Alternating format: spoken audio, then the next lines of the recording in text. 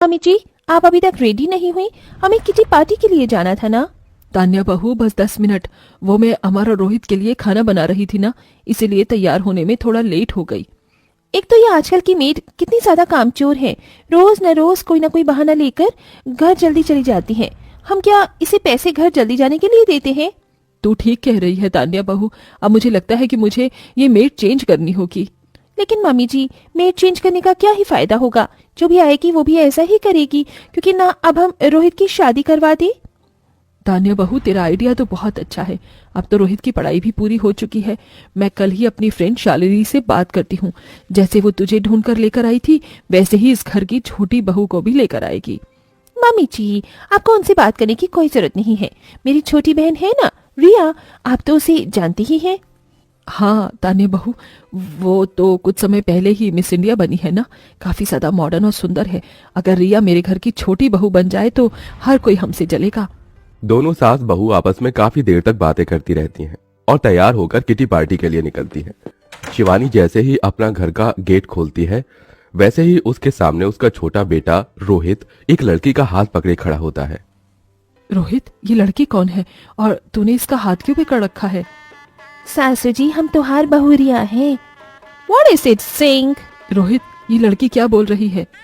माँ, इसका नाम झुमरी है और मैंने झुमरी से मंदिर में शादी कर ली और अब से ये आपकी बहू है।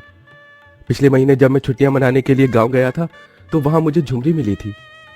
क्या? ये क्या कहा तूने? इस गांव की गवार लड़की से शादी कर ली तूने? क्या बोल रहा है? होश में तो है ना? हाँ रोहित, ये तुमने क्या किया? इस गवार लड़की को तुमने हमारे खानदान की बहू बना दिया। अरे सासू माँ, भाजाई, काहे इतनी परेशान होवत हो? अब हम भी इस घर की बहू हैं, हमरा स्वागत नहीं करोगे? माँ, भाभी, गुस्सा मत कीजिए। झुमरी भले ही गांव की है, लेकिन बहुत अच्छी लड़की है। आप सब देखना, ये जल्दी ही हम लोगों के सारे तौर तरीके सीख जाएगी। शिवानी और तान्या दोनों जानते थे कि वो आप दोनों कुछ नहीं कर सकते हैं, इसलिए वो न चाहते हुए भी झुमरी का गृह प्रवेश करते हैं और ऐसे ही पहला दिन गुजर जाता है। मम्मी जी, ये धुआं कहाँ से आ रहा है? पता नहीं बहू, खास खास कर मेरे तो सीने में दर्द शुरू हो गया है। लगता है ये किचन की तरफ से आ रहा है। कहीं किचन में आग तो नहीं लग गई? तान्या शिवानी खांसते हुए जल्दी जल्दी किचन में जाती हैं, जहां वो देखती हैं कि झुमरी उनके किचन में बैठकर मिट्टी के चूल्हे पर खाना बना रही है। ओ गवार, क्या कर रही है तू? पूरे किचन में धुआं धुआं कर दिया है। अगर तुझे खाना ही बनाना था तो कैसे बना सकती थी ना? अरे भजाई, सासू जी, आज हमारी पहली रसोई की रस्म है, इसलिए हम आप सबके लिए स्वादिष्ट भोजन बनावत हैं। हमें ये शहरी चूल्हे पर खाना बनाना नहीं आवत है, इसीलिए हमने आंगन से मिट्टी लेकर रसोई घर में चूल्हा बना दिया। ओह गॉड, क्या मुसीबत है! ये रोहित किस गवार को बहू बनाकर ले आया है? पूरा किचन इसने काला कर दिया। मम्मी जी, चलिए यहाँ से, वरना खास खास कर तो हम दोनों पागल ही हो जाएंगे। झुमरी के गवारपन से शिवानी और तान्या अब दोनों ही परेशान रहने लगी थी। दिन पर दिन झुमरी की बढ़ती गवार हरकतों से घर में सबका जीना हराम हो गया था। ऐसे ही समय गुजरता रहता है और 6 महीने बीत जाते हैं और अब घर में सबको पता चलता है कि झुमरी और तान्या दोनों ही प्रेग्नेंट हैं। मुझे तो यकीन ही नहीं हो रहा है कि मेरी दोनों बहुएं प्रेग्नेंट हैं और मैं जल्द ही दादी बनने वाली हूँ। तान्या बहू, मैंने तेरे लिए एक मेड रखी है, अब से वही तेरा ख्याल रखेगी। तुझे कुछ भी काम करने की जरूरत नहीं है, अब तू बस आराम करेगी। झुमरी बहू, तेरे लिए भी मैंने घर पर एक मेड रख ली है, अब से तू भी बस आराम करियो। अरे माँ जी, इसकी कोनो जरूरत नहीं है, हम अपना ख्याल खुद रखें अच्छे से, और रख भी सकते हैं। प्रेगनेंसी की हालत में जहां तान्या दिन भर आराम करती है और अच्छी अच्छी हेल्दी चीजें खाती है, तो वहीं झुमरी दिन भर घर के सारे काम करती है। अरे झुमरी बहू, कब से देख रही हूँ तू काम ही करे जा रही है। एक काम कर, तू ये फल खा ले।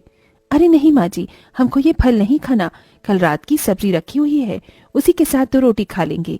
आप ये फल खुद खा लीजिए, इन फलों की जरूरत आपको ज्यादा है। हम तो गांव के ठहरे, बचपन में बहुत दूध की मक्खन खाया है, शरीर में बहुत ताकतवर है हमें। अपनी सास के मना करने के बावजूद भी झुमरी दिन रात घर के सारे काम करती है, जिससे उसका शरीर अब कमजोर होने लगा था। लेकिन झुमरी अपनी आदत से बाज नहीं आती। ऐसे ही 9 महीने गुजर जाते हैं और अब दोनों बहू की डिलीवरी का समय आ जाता है। देखिए, आपकी बड़ी बहू की डिलीवरी तो बिल्कुल नॉर्मल तरीके से हो गई, लेकिन छोटी बहू की डिलीवरी होने में बहुत सारे कॉम्प्लिकेशंस हैं। लगता है प्रेगनेंसी में इन्होंने बहुत सारा काम किया है। डॉक्टर साहब, मैंने उसे कितनी बार कहा था कि इतना काम मत कर, लेकिन कभी इसने मेरी बात नहीं सुनी। डॉक्टर को झुमरी की डिलीवरी करने में बहुत ज्यादा प्रॉब्लम होती है। जैसे तैसे करके ऑपरेशन से झुमरी भी तान्या की तरह एक बेटे को जन्म देती है। अरे तान्या बहू, बेबी कहाँ है? मम्मी जी, मैंने उसे नैनी को दे दिया है और सारी चीज भी बता दी है कि कब कब उसकी मसाज करनी है, उसे दूध पिलाना है और उसके कपड़े चेंज करने हैं। चलो ये तो अच्छा हुआ, लेकिन ये झुमरी बहू कहाँ है? उसका बच्चा भी दिखाई नहीं दे रहा। शिवानी तान्या दोनों झुमरी को ढूंढते हुए छत पर चली जाती हैं, जहां वो दोनों देखती हैं कि मेरा मुन्ना कितना प्यारा लागत है, लेकिन तू रोका ही रहा है। झुमरी बहू, ये तो क्या कर रही है? इतनी गर्मी में अपने बच्चे को धूप में लेटाकर उस पर इतना सारा घी लगा रही है। इसकी बॉडी तो बिल्कुल लाल हो गई है। इतनी गर्मी में भला अपने बच्चों को कोई धूप में कैसे निकाल सकता है? अरे माँ जी, भौजाई, ये देसी घी है। इससे बच्चों की मालिश करने से उसकी हड्डियां मजबूत होंगी और धूप में सिकाई करने से भी उसका शरीर अच्छा होगा। झुमरी बहू, इतना भी गवारपन सही नहीं है। इसका शरीर तो देख, बिल्कुल टमाटर की तरह लाल हो गया है।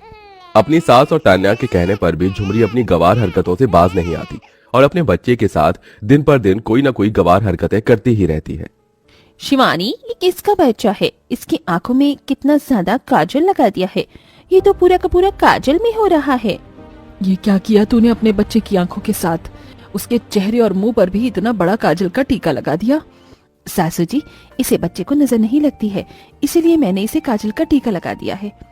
बच्चे की आंखों में ज्यादा काजल लगाने की वजह से झुमरी के बच्चे की आंखें अब ज्यादातर लाल ही रहती थी, लेकिन झुमरी इन सब चीजों को देखकर भी अपनी गवार हरकतों को नहीं छोड़ती। मेरा मुन्ना अब दूध के साथ साथ रोटी भी खाएगा। ये ले मुन्ना, चल रोटी खा।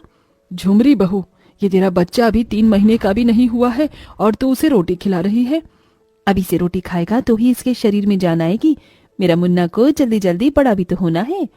झुमरी के दिन पर दिन बढ़ रहे गवारपन की वजह से अब शिवानी और तान्या को झुमरी के बच्चे की फिक्र सताने लगी थी।